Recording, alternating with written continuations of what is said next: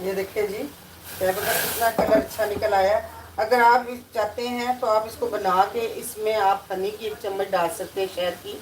और आप इसमें चीनी भी डाल सकते हैं, और आप इसमें शक्कर भी डाल सकते हैं। शक्कर डालें तो ज़्यादा मुफीद है। वैसे भी पिया जाता है तो टेस्ट में बहुत मज़े का होता है।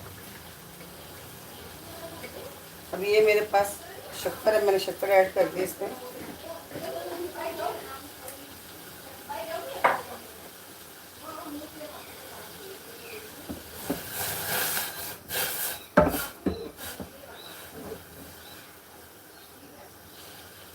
ये देखिए जी, कितना ज़बरदस्त खूबसूरत सा कलर निकल आया है इसका।